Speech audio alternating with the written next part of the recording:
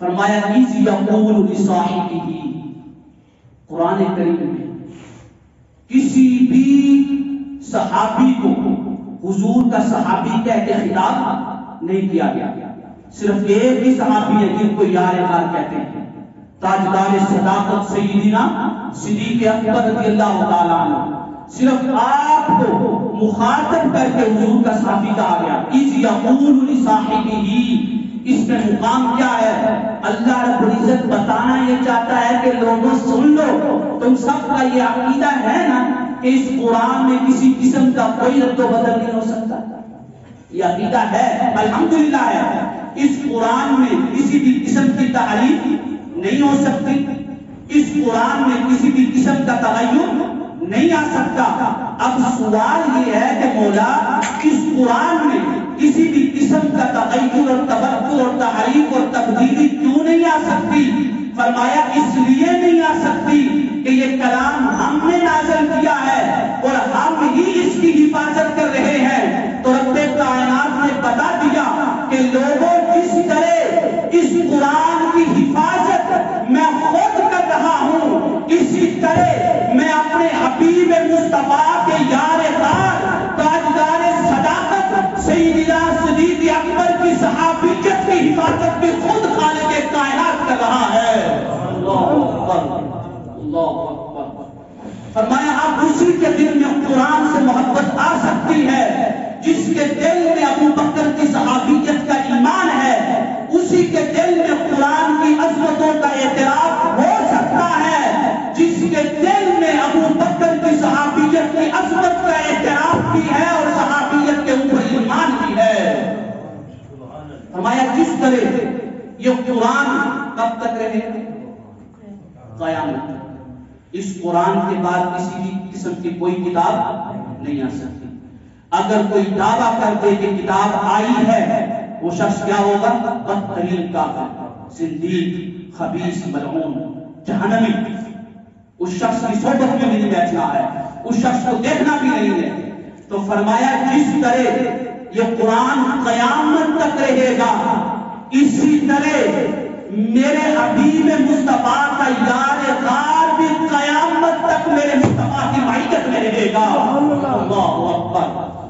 اب دیکھیے ابو بکر دنیا میں تھا تو مصطفیٰ کے ساتھ تھا، دنیا میں تھا تو مصطفیٰ کے ساتھ تھا. جب مدفن میں گئے تو آج بھی مصطفیٰ کے ساتھ ہیں، اور جب قیامت کے دن اٹھیں گے تو مصطفیٰ کے ساتھ اٹھیں گے. اب آئیے ذرا پھر ابتدا میں جو بات کی تھی، آپ نے کہا تھا ایک یار غار ہے اور ایک یار مزمل ہے. یار غار کا نام ابو بکر صدیق ہے اور یار مزمل کا نام مولا علی ہے. اللہ اکبر. اب سنیے، اب میں صاحب کا ترجمہ سمجھانے لگا ہوں. میدان حشر ہے، میدان حشر ہے، قیامت کا دن ہے. سارے لوگ یوں کھڑے خوف کے مارے آنکھیں باہر کو آ رہی ہیں، کسی کے انتظار میں کہ کوئی تو آئے گا جو آج ہماری شفاعت کرے گا.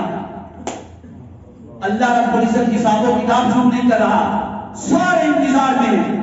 تو جب سارے انتظار میں ہوں، اس وقت کوئی سواری آئے، اس وقت کسی کی آمد ہو، تو اب وہ سارے کس طرف دیکھیں گے؟ اس سواری کی طرف دیکھیں گے جو سوار کے اوپر آ رہا ہے کہ کون آ رہا ہے.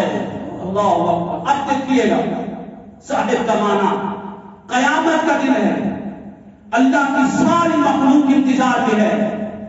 آقا کریم علیہ الصلوۃ والسلام نے میدان حشر کا منظر خود بیان فرمایا مسجد نبوی میں.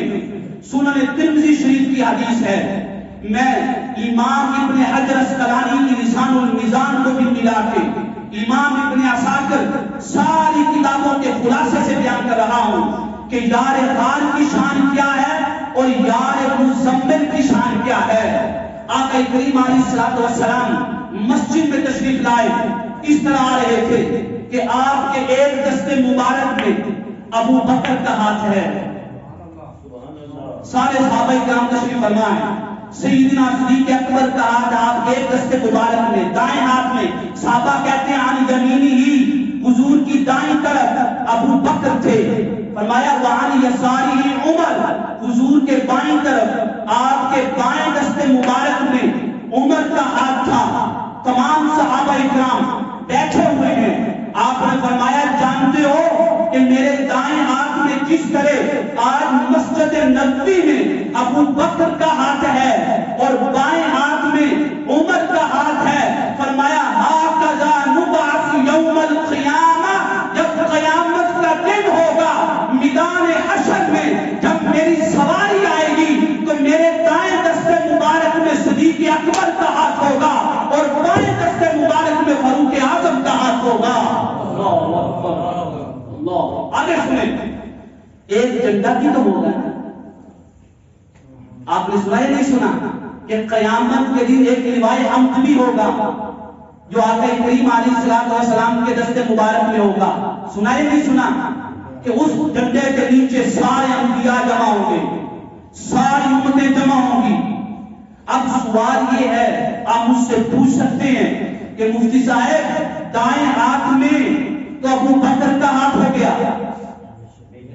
دائیں ہاتھ میں تو ابو بکر کا ہاتھ ہو گیا، بائیں ہاتھ میں عمر کا ہاتھ ہو گیا، تو ذرا یہ تو بتائیں کہ وہ جھنڈا کس کے ہاتھ میں ہوگا؟ دائیں دست مبارک میں تاجدار صداقت کا ہاتھ ہے اور بائیں دست مبارک میں فاروق اعظم کا ہاتھ ہے، تو صدیق اکبر میں خطاب سننے والوں ذرا ذہن میں سوچو تو صحیح کہ وہ جو لوائے حمد ہونا تھا، جس جھنڈے کے نیچے سارے انبیاء کرام نے جمع ہونا تھا اور اس جھنڈے کے نیچے خود تاجدار صداقت نے بھی آنا ہے، فاروق اعظم نے بھی آنا ہے، حبیب مصطفیٰ نے بھی آنا ہے، امام بخاری نے بھی آنا ہے، سارے مسلمانوں نے بھی آنا ہے، وہ جھنڈا کس کے ہاتھ میں ہوگا؟ آئیں علامہ ابن حجر اسقلانی کی بارگاہ میں چلتے ہیں، وہ لسان المیزان میں لکھتے ہیں کہ لوگوں یہ پوچھنا چاہتے ہو نا کہ وہ جھنڈا کس کے ہاتھ